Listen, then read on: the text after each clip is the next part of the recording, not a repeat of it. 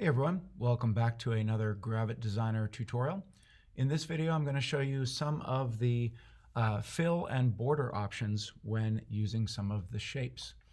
So you can really start out on any size here. I'm going to go ahead and let's try, let's just go ahead and type in something arbitrary here. So up at the top here, I'm going to go ahead and I'm going to type in 800 by 800 pixels. Make sure this says PX, and I'll click on Create, just so I get a nice square canvas. And I'm going to go ahead up here where we've got the basic shapes. I'm just going to start with the rectangle, and I'll go ahead and just drag out a rectangle there. And I'll go ahead and get a second shape as well, just so you can see some variety. I'm going to use the polygon shape, and I'll just go ahead and something like that. There we go.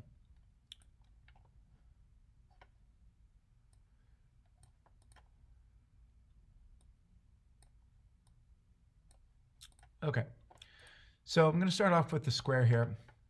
With it selected, or you can come over here on the left and click on the layer. If we look over here in the Properties panel, I've got the Inspector tab highlighted. You've got a whole bunch of different things you can do with the appearance. So let me go ahead and start off with this category here, Fills. If I click on Fills, I can go ahead and choose whatever color I want. So here's the hue slider down here, and I can choose that. I can go pure white, black, shades of gray in between, and of course, if I go over here, the further I go over here to the right, the more saturated and rich the colors will be. Below the hue slider is the alpha slider, and that is the opacity and the transparency. Okay, so all the way down here and all the way to the right is full opacity.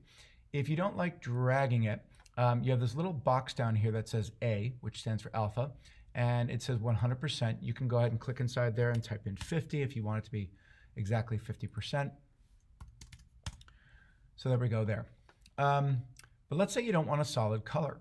So right up here in the color picker, it'll say color fill, and you get some other options here. So you can choose a gradient, which is basically a blending from one color to the next.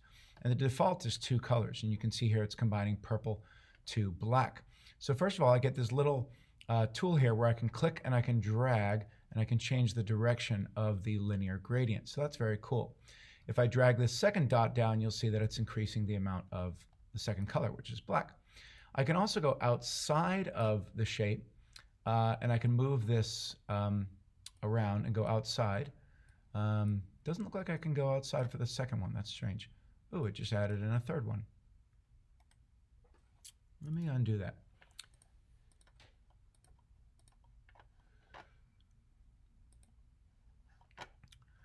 Okay, so what you can see here is that I'm controlling the linear gradient here, and you can have as many colors as you want. Now, I accidentally added in a third color here on this line. I didn't know you could actually do that, which is kind of cool. But if you look up over here, here are my 3 colors. So you can click and you can also drag them around here. And so you can see I'm adding in more purple by sliding this little tick mark over here to the right. To get rid of a tick mark, like this middle one that I added in here, you can click and drag upward, and it just sort of tears it out of there. You can change the colors by clicking on the little tick mark and then changing it to whatever you want. So I'll go with a sort of a more blue, and then I want more blue. I can drag the black one further in, and you can see it updating here in real time. If you want to add in a third color, you simply click somewhere on the band, and now you get a third color. You, of course, can change that third color to anything you want, and you just want to be careful because you can make it look really ugly really quickly. In addition to a linear gradient, you, of course, can do a radial gradient. That's very cool. A different shape widget here, so you get the same idea. Looks a little bit like the hands on a clock. So again, you can play around with that. And by moving and adjusting the middle color here, you can see I'm adjusting the bands or the rings of the color there. We also have an angular gradient. So again, same tools as the gradient, but you can kind of play around with that and just get used to that. Moving on, we've got a texture fill, and this is basically an image fill. So you'll see it puts in a checkerboard, but I'm going to go ahead and upload an image. So I'm on Unsplash, one of my favorite sites for free photos. So I'm going to go ahead and use this photo here. And so with the shape selected, you just come back here to fills, and right up here at the top where it says texture fill, you'll see this little button here that says choose image. So I'll go ahead and go to my downloads folder. Now this is a really large image. So you can see it's just showing a portion of the image. You can go ahead and you can change the scale of the image. So you can go ahead and you can kind of play around with it there. You can see that it is, if you go small enough, it is start to tiling. And that's this option right here. You can choose fill, you can choose fit, stretch, and tile.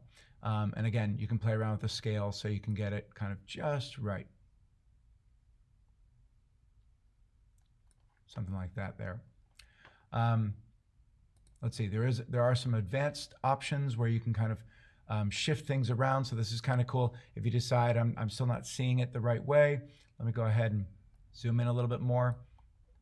So now what I can do is, you'll see here under advanced, I can change some of these settings here and nudge the photo around. So just by clicking around on here, you can go ahead and you can have the image show, the top, the left, the center of the image.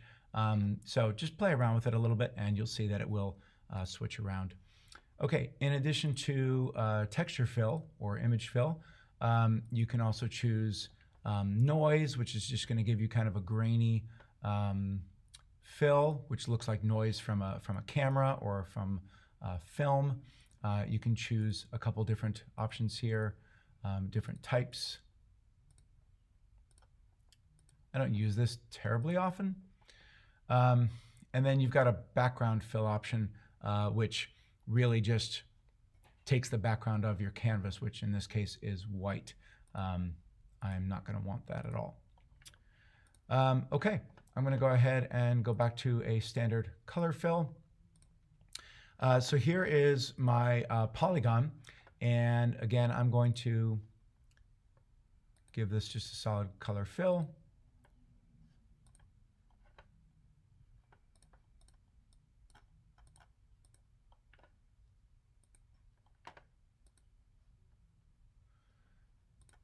And what's interesting with the polygon is you can do all the same stuff, but under appearance, some shapes you can do different things. So you can see I can change the amount of points, right?